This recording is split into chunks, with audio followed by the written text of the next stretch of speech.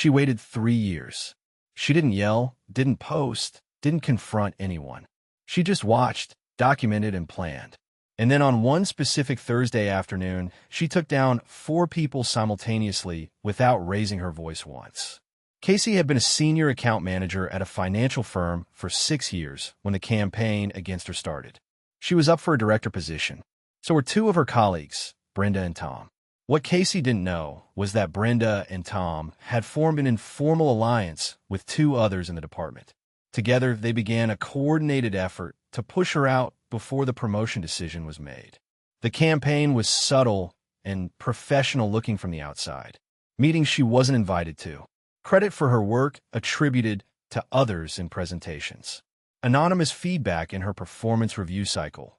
She later found out this was allowed as peer input, and there were no guardrails on how it could be used.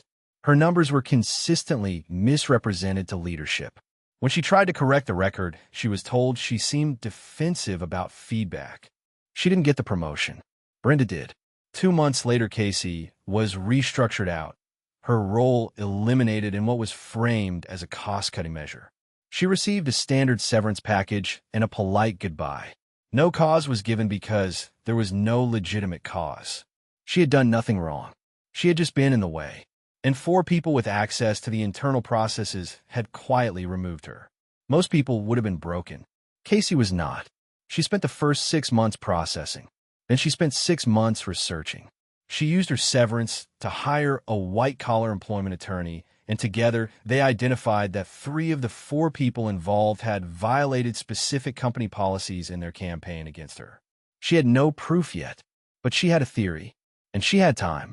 Here's what Casey did over the next 2 years. She maintained professional relationships with 3 former colleagues who had nothing to do with what happened. People who liked her, trusted her, stayed in touch. Through those relationships, she stayed connected to the internal news of the company. Brenda's team was struggling. Tom had overpromised on a major client account. And one of the 4 people involved, an HR coordinator named Dana, had started doing the exact same thing to a newer employee that they'd done to Casey. That newer employee had documentation. Casey reached out to the newer employee. Let's call her Vera. They met for coffee. Vera had been collecting evidence for 8 months, not knowing what to do with it. Casey walked her through exactly what she'd experienced, introduced her to her employment attorney, and helped her understand her options. Together, they filed coordinated complaints with the state labor board and the company's parent corporation, which had its own compliance oversight that the local management had no control over.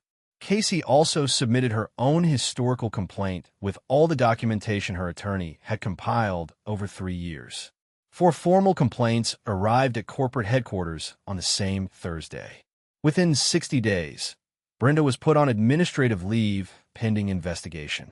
Tom's client account was reassigned after the complaint revealed he'd taken credit for work Casey had done on that account before she left. Dana resigned before her investigation concluded. The 4th person, a VP who had approved the restructuring without scrutiny, was demoted. Casey received a settlement she's not allowed to discuss the specifics of. Vera kept her job and got a formal apology from the company. The best revenge isn't loud. It doesn't trend. It doesn't happen fast. The best revenge is 3 years of patience, documentation, and finding the exact right moment when everything someone did finally has a consequence. Casey didn't destroy those 4 people. They were always going to destroy themselves. She just made sure there was a record when they did. Is this revenge or just justice? Tell me what you think in the comments.